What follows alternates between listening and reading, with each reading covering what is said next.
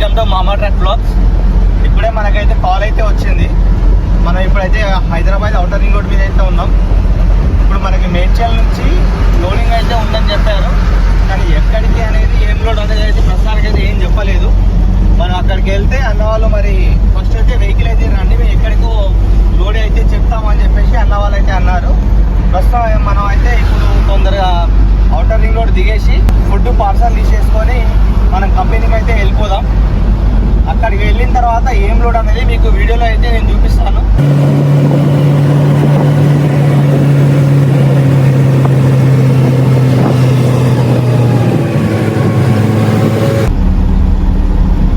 ఇప్పుడే మనం మేడ్చల్ ఎగ్జిట్ దగ్గరికి అయితే వచ్చేసినాం.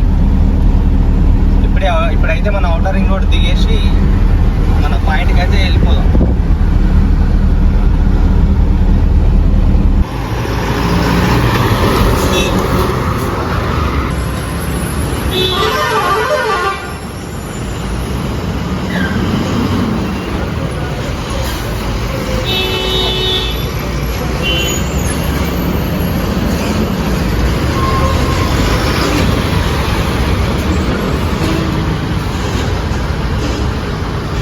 ఈ లోపు ఫ్రెష్ అప్ అయ్యి వచ్చిన తర్వాత మన వీడియో అనేది కంటిన్యూ అవుతుంది.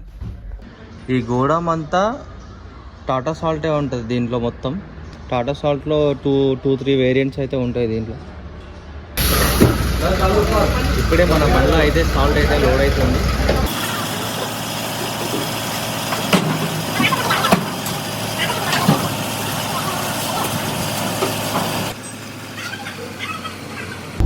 మన బండి లోడ్ ఎక్కడికంటే కోదాడ దగ్గర అన్లోడింగ్ చేయాలి మనం. ఇప్పుడైతే మనం హైదరాబాద్ ఔటర్ రింగ్ రోడ్ మీద అయితే ఉన్నాం. ఇప్పుడు ఎగ్జాక్ట్ మనం ఔటర్ రింగ్ రోడ్ మీద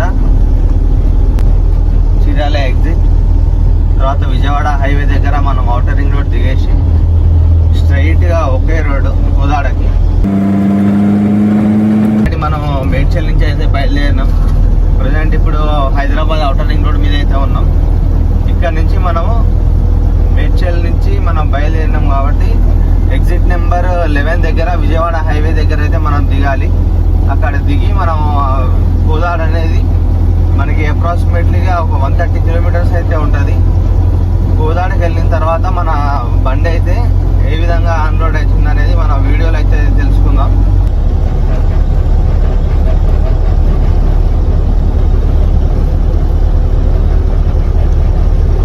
టైంలో మన ఔటర్ రింగ్ రోడ్ మీద అయితే అసలు వ్యూ అయితే చాలా బాగుంటుంది, చాలా పీస్ఫుల్గా ఉంటుంది. మార్నింగ్ టైంలో కంటే నైట్ టైంలో డ్రైవింగ్ చేసినప్పుడే అసలు మంచి ఎక్స్పీరియన్స్ అయితే మంచిగా అనిపిస్తుంది మనకు లొకేషన్స్ అయితే.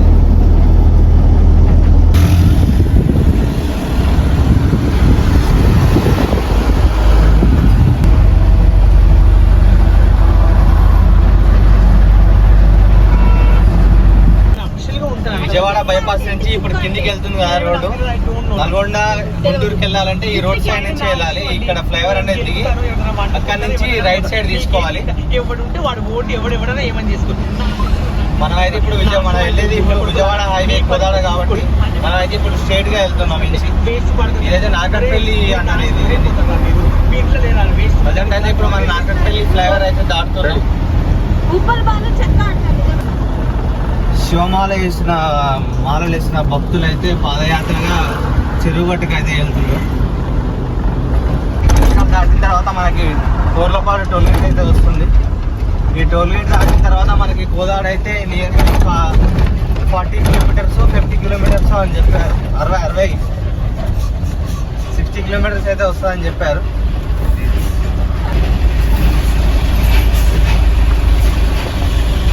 ఈ టోల్ గేట్ నుంచి అయితే మనకి కోదాడ 60 కిలోమీటర్స్ వరకు అయితే డిస్టెన్స్ అయితే ఉంటుందని మనకైతే లొకేషన్ అయితే చూపిస్తుంది.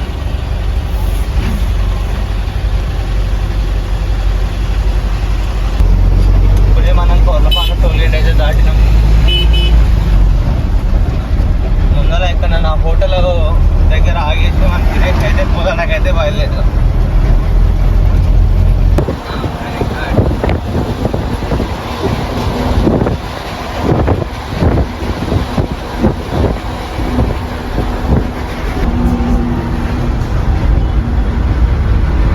ఇప్పుడైతే మనం మ్యూజిక్ రివర్ బ్రిడ్జ్ అయితే దాటుతున్నాం.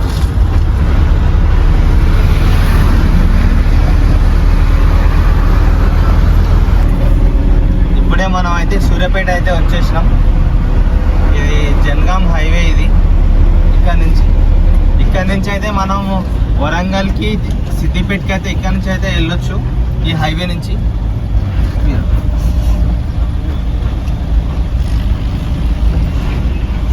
సూర్యాపేట వెళ్ళాలంటే ఇక్కడ నుంచి రైట్ సైడ్కి అయినా వెళ్ళొచ్చు, లేకపోతే ముందరికి వెళ్ళిన తర్వాత ఫ్లైఓవర్ నుంచి లెఫ్ట్ తీసుకొని మళ్ళీ కిందికి వెళ్ళిన తర్వాత రైట్ సైడ్ తీసుకున్నా కానీ మనకైతే సూర్యాపేట లోకల్కి అయితే వెళ్ళిపోతాం.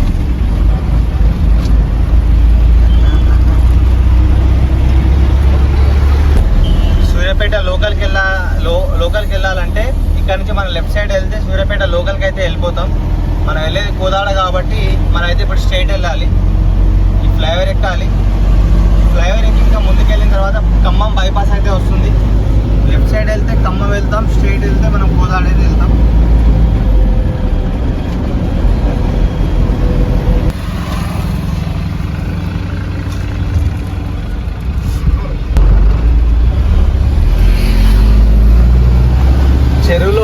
చెరువులో ఉన్న తుమ్మ చెట్లు అయితే అన్నీ ఎండిపోయాయి, కానీ లుకింగ్కి మనం చూడడానికి అయితే వ్యూ మాత్రం అసలు అదిరిపోయింది.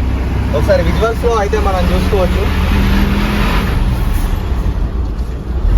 అసలు ఎంత బాగుందో సార్, ఒకసారి చూడండి. ఒకసారి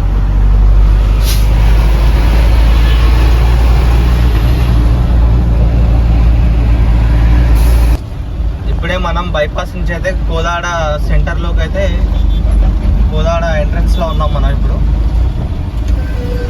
కోదాడకి అయితే ఎంటర్ అయిపోయినాం.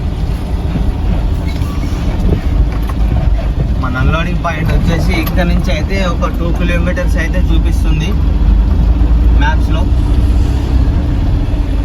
అక్కడికి వెళ్ళిన తర్వాత కాల్ చేయమన్నారు అన్న వాళ్ళు. స్టూడియో దగ్గరికి వచ్చి అయితే కాల్ చేయమన్నారు. ఒకసారి మనమైతే స్టూడియో ముందర ఆపుకొని ఒకసారి అన్న వాళ్ళకైతే కాల్ చేద్దాం.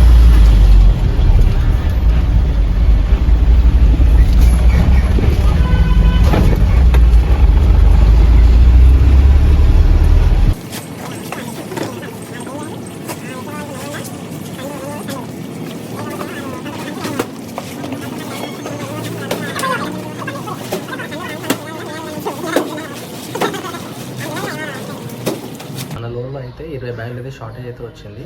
అసలు మనం ఏంటంటే అక్కడ కరెక్ట్ మనం లోడ్ వేసే టైంకి మనం బండిలో కూర్చొని ఫుడ్ అయితే తింటున్నాం. జస్ట్ ఆ గ్యాప్లోనే ఈ 20 బ్యాగ్స్ అయితే మనకి షార్టేజ్ అయితే జరిగింది.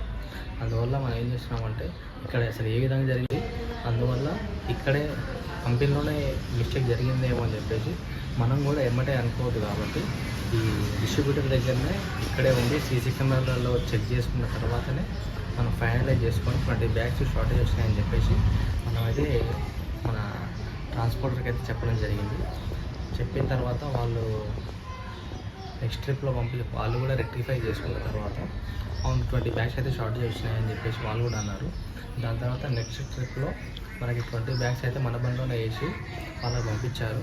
నేనైతే నా బండిలో వేసుకొని వచ్చి ఆ 20 బ్యాగ్స్ని ఆటోలో వేసి వాళ్ళ షాప్కి అయితే నేను పంపించాను కిరాయి ఇచ్చి. దానివల్ల డ్రైవర్లకు చెప్పేది ఏంటంటే మనం లోడ్ అయ్యేటప్పుడు మనం ఎంత జాగ్రత్తగా చూసుకోవాలంటే అంత జాగ్రత్తగా చూసుకోవాలి. ఎందుకంటే కొన్ని ఐటమ్స్ చాలా కాస్ట్లీ ఐటమ్స్ కూడా మన వెహికల్స్లో లోడ్ అవుతుంటాయి. అండ్ ఒక్క బాక్స్ పోయినా కానీ మన కిరాయి మొత్తం మనకి రాదు. మన ఓనర్స్ ఏం చేస్తారంటే డ్రైవర్ల మీద వేస్తారు. ఆ ఎఫెక్ట్ అనేది డ్రైవరే చేసుకుంటాడు కాబట్టి డ్రైవరే ఎఫెక్ట్ అవుతాడు. కాబట్టి నువ్వు ఇప్పటి నుంచైనా ఏంటంటే లోడింగ్ చేసుకునేటప్పుడు మాత్రం జాగ్రత్తగా చూసుకొని ప్రతిదీ 1-2 సార్లు లెక్క వేసుకున్నాకనే ఈ లోడింగ్ అయితే చేసుకోవాలి.